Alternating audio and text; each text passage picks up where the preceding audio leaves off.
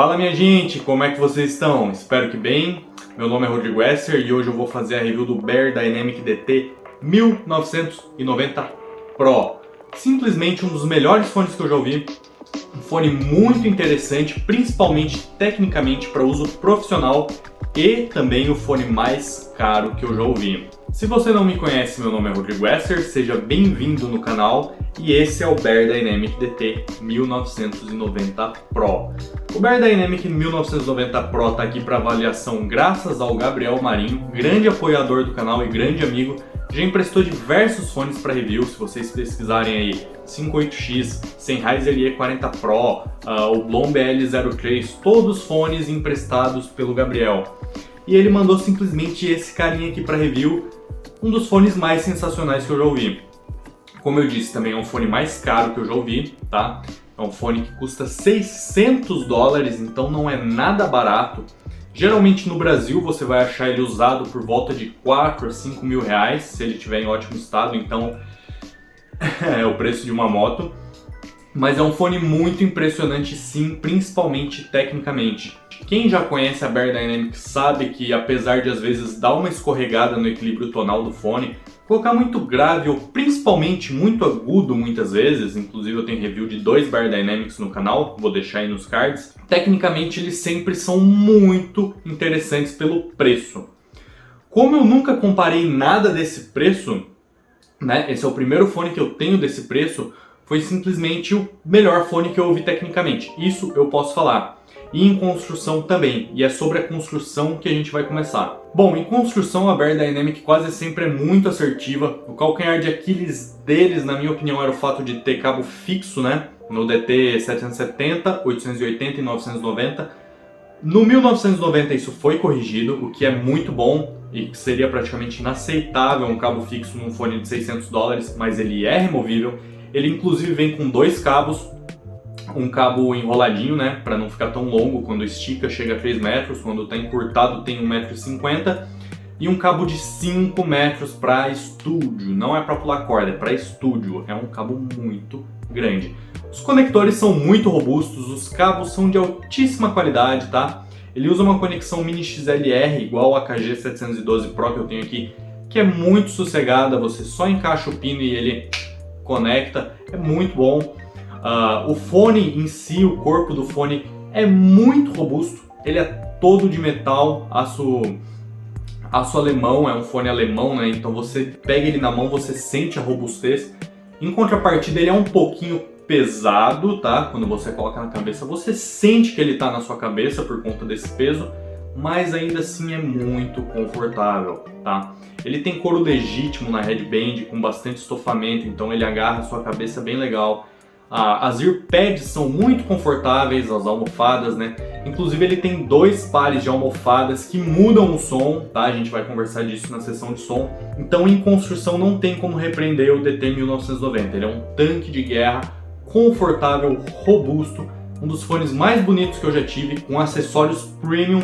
A hard case dele é excelente, então não tem muito o que falar. É um fone, como eu disse, que custa ali seus 5 mil reais, $600, e ele realmente mostra em construção o diferencial dele. Em termos de som, o DT 1990 é simplesmente fenomenal. Com as pads que eu estou usando e que eu mais gostei, que foram as balanceadas, a gente vai falar das analíticas depois, ele ficou com um som muito agradável para o meu gosto, um som tecnicamente muito interessante, um equilíbrio tonal muito bom. Ele tem muita força nos subgraves e ele tem uma presença grande nos agudos, mas não chega a incomodar tanto o tempo todo. Acontece sim dele incomodar, mas não é do nível do 990. Para mim o DT 1990 parece muito uma evolução do DT 880, que foi um fone que eu gostei muito. Foi praticamente o único fone que eu tinha gostado da marca até então, e tinha gostado pra caramba, vou deixar a review aí em cima. E eu fico feliz de ver que o 1990 é uma evolução desse fone. O principal ponto onde o DT 1990 evolui em som, você sente comparado ao DT 880, é nos graves. Os graves do 880 são um pouquinho datados, são um pouquinho ocos, tá? São sim muito detalhados, separados e rápidos, mas você não tem tanta extensão para os subgraves. Na verdade, você tem pouca extensão para os subgraves. Quando você compara com 1990, você vê desempenho muito superior. Os subgraves vêm com muita força, com muita extensão, são graves com muito preenchimento, não embolam, não invadem os médios, são muito amarrados, rápidos, detalhados. Inclusive você consegue ter uma separação instrumental e uma distinção nos graves muito interessante. Por exemplo, eu peguei um álbum inteiro do Angra ali para ouvir, o Temple of Shadows, e esse álbum é um pouquinho complicado por se tratar de uma banda de power metal. Eles tocam muito rápido e algumas faixas você tem o baixo tocando muito rápido e a bateria tocando muito rápido, tanto nos tambores quanto no bumbo. Então você tem os graves do baixo, os graves dos tambores, os graves dos bumbos, tudo tocando muito rápido. E cara, o DT separa tudo, como se fossem 3 camadas de som se sobrepondo, e você consegue ter uma visão, uma audição disso de forma muito clara. Muitas vezes você está ouvindo uma música e você precisa se esforçar para... tô ouvindo o baixo agora, olha a bateria, você começa a prestar atenção, começa a ouvir, mas você precisa focar no grave para sentir isso. O DT simplesmente te mostra. Você tá ouvindo, vem de forma muito natural, forma muito separada, cada timbre muito diferenciado, ou seja, não se mistura um baixo com um bumbo. Não, tá tudo separado, tudo em camadas, tudo muito bem dividido. São graves sensacionais. Eu lembro que eu disse na review do Duad que foram os melhores graves que eu já ouvi. O DT 1990 superou isso. Com certeza ele é o melhor grave que eu já ouvi em um fone, seja em ear ou over-ear. Inclusive superou fones planares que eu já tinha ouvido. Esse impacto no subgrave dele é bem interessante, porque ele traz muita força no som e muito impacto quando pedido. Então você tem um alcance dinâmico com esse fone muito grande. É um pouquinho difícil explicar o que é o alcance dinâmico, mas é algo que você sente quando está ouvindo um fone. Quando o fone tem pouco alcance dinâmico, por exemplo, televisões têm pouco alcance dinâmico, os sons das vozes, das guitarras, das baterias, tudo soa mais ou menos na mesma altura, no mesmo volume, você não tem muito impacto, você não tem muita oscilação entre o que é alto e baixo. E com o DT, essa oscilação é muito grande, cara. Principalmente em música instrumental, eu comecei a ouvir, quando chega um tambor, um bumbo muito forte, você sente aquele impacto, aquele preenchimento, aquela vastidão no som, e de repente você ouve os sons pequenos, cara. Um acordezinho de violão no canto tocando baixinho, você tem todas essas nuances, e incrivelmente um som que vem muito preenchido e cheio, como esse bumbo que eu estou citando aqui, não ofusca os sons menores, então você tem uma separação muito boa, um alcance dinâmico muito bom. O som é literalmente muito dinâmico, ele fica alto, baixo, detalhado, espacial, não fica aquele som comprimido e achatado como em televisões ou fones mais baratos.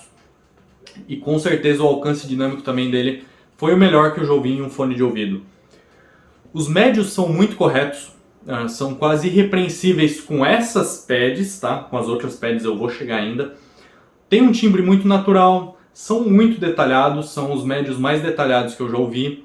Eles ficam um pouquinho recuados, tá? Porque você tem uma presença muito grande nos agudos e nos subgraves. Eles ficam um pouquinho recuados, mas não é nada demais. Você consegue ouvir com muita clareza, tá? Tanto vozes masculinas quanto femininas têm um timbre muito correto, o que me surpreendeu, porque com essa elevação nos agudos, eu achei que o timbre feminino talvez fosse ficar um pouco agressivo, sabe? Um pouco ríspido, mas não foi o que eu senti. É muito separado, é muito aberto, a separação instrumental é muito boa, como eu disse, é um fone muito rápido, muito preciso, e os médios são quase irrepreensíveis. Porém, tem uma coisa que me incomoda, que está ligada aos agudos e aos médios. As vozes ainda assim sibilam. Para quem não sabe, a sibilância é quando o fone tem agudos pronunciados e os S's começam a sair assim, e os T's também. É algo que incomoda bastante, tá? Eu senti algumas vezes com o DT 1990, não é o tempo inteiro, porém acontece. E eu acho bem errado um fone de R$5.000 sibilar. Isso é um fato que eu não posso ignorar. Claro, ele tem que ter esses agudos elevados, porque a Bear quer trazer todas essas vantagens desses agudos, mas com um fone tão caro eu achei que eles iam conseguir resolver o problema de sibilância. E não, os médios ainda sibilam, e isso é algo que me incomoda. Partindo para os agudos, você tem uma conexão com os médios muito boas. Assim como os graves conectam nos médios, os médios conectam nos agudos de forma muito primorosa. E você tem agudos muito detalhados, cara. É impressionante. Como eu disse, essa elevação nos agudos nem sempre é bem-vinda, mas num fone com driver tão bom, esses agudos para cima trazem tanto detalhamento que chega a ser assustador. Eu tenho a KG K712 Pro, que é um fone muito detalhado. É um fone que eu considero bem mais detalhado, por exemplo, que um Sennheiser HD600 já, mais detalhado que um Hi-Fi Man 400 SE, e no nível de detalhamento do DT880, que é muito detalhado também. E é inegável o quanto o DT1990 é mais detalhado. Lembra que eu falei para vocês nos graves como ele apresenta o som em diversas camadas? Ele faz isso nos agudos também. Então você tem um som muito digerível de forma muito fácil. Todo esse detalhamento vem na sua cabeça e você não precisa se esforçar para entender o que está acontecendo. Não é como se viesse o baixo, a bateria, ali tudo, tá vindo tudo sim, mas você tem que se concentrar. Vem tudo em camadas, é como se o som fosse completamente dividido em camadas, o que é impressionante. Você tem, como eu disse, o bumbo, a bateria, né? Daí você tem o baixo roncando, tudo separado. Você tem as vozes, violões e tudo no médio também, tudo separado. E nos agudos o prato de bateria, o brilho, uma harpa, uma guitarra, o que for, também muito separado. E é incrível o que esse fone faz. Desnecessário dizer que para jogar ele é ridículo, né? A imagem dele é muito precisa, o palco sonoro é bem amplo, mesmo não sendo tão amplo quanto o AKG, ele é mais detalhado, ele é com uma imagem superior, então para jogar ele ainda assim é superior já ao AKG. Então é um fone incrível para jogar, é um fone incrível para ouvir música, é um fone incrível para produção musical, porque qualquer defeito que você tiver na música ele vai jogar na sua cara. Ele tem alguns problemas, como eu disse, esses agudos ficam sim agressivos e sibilam. Esse mesmo álbum do Angra, quando eu estava ouvindo, você ouve por 10 minutos e é uma experiência intensa e incrível. Você capta muito detalhamento, você se imerge no som, mas depois de uns 10 minutos começa a te irritar. Então é um fone que eu não recomendaria se você quer usar o dia inteiro para ouvir música, para jogar. Não é um fone relaxado, é um fone muito agressivo, é um fone muito intenso, tá? Para mim, o gênero que ele melhor se adaptou foi música clássica e OST, né, Original Soundtrack. Ele é impressionante nisso. Os agudos não incomodam quando está tocando uma música clássica ou uma soundtrack, porque não tem muito prato de bateria, não tem muita voz sibilando. Você sente os graves, tambores, preenchimento muito cheio, você sente violinos, né, harpas, todo esse tipo de instrumento com muita delicadeza, muito arejamento. Então, para esse tipo de gênero, eu achei que ele foi o melhor fone que eu já ouvi. Para metal é um pouquinho complicado, ele fica agressivo, ele é muito detalhado. Metal é um gênero muito rápido, então é interessante essa velocidade de detalhamento do fone, de separar tudo em camadas, porém ele fica assim cansativo, porque metal por si só já é um pouco cansativo, né? Por conta dos pratos de bateria, guitarra e tudo acontecendo muito rápido. Para jazz e música mais calma, um rock clássico, um jazz, um blues, ele é fenomenal, porque ele não tem essa agressividade e ele consegue trazer todos esses benefícios técnicos dele. Espacialidade desenvolvida, arejamento, né? Detalhamento muito alto, alcance dinâmico muito bom.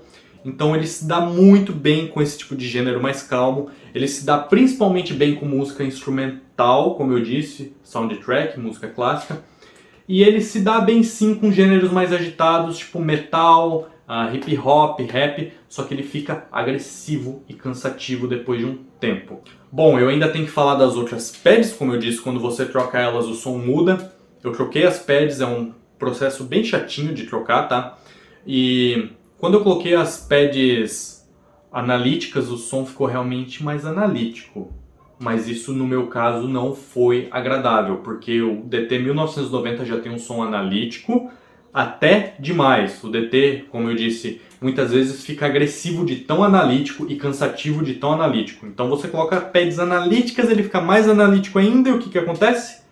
Ele sibila mais ainda, os agudos aí sim ficam mais agressivos ainda, e eu senti que esses subgraves recuam e os médios vêm para frente, porém os médios agora começam a ficar agressivos.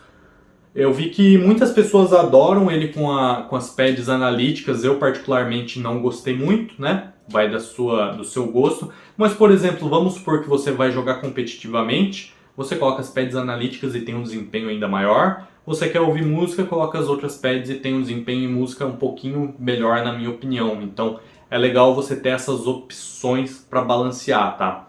O único problema é que para trocar essas pads é bem chato e você vai demorar pelo menos uns 5 minutos. Bom, gente, essa foi a review do DT1990. Ele é sim o fone mais impressionante tecnicamente que eu já ouvi, o mais detalhado, que é o que eu acho que é muito importante para a maioria das pessoas, o mais articulado, com melhor alcance dinâmico, com a imagem mais precisa, com palco sonoro muito aberto, mas ainda assim perdendo para KG. Todas as nuances técnicas deles, do DT, é impressionante. Porém, em equilíbrio tonal ele peca sim, ainda trazendo muitos agudos, o que incomoda muitas vezes. Cabe a você decidir se você gosta de uma assinatura mais analítica com bastantes agudos ou não. Cabe você a decidir se ele vai se encaixar no seu gênero musical que você escuta no seu dia a dia ou não. Mas é inegável que ele é um fone impressionante e que me agradou bastante. Bom, gente, espero que vocês tenham gostado. Se gostaram, deixa o like, compartilha, manda para amigos, se inscreve no canal e até a próxima review.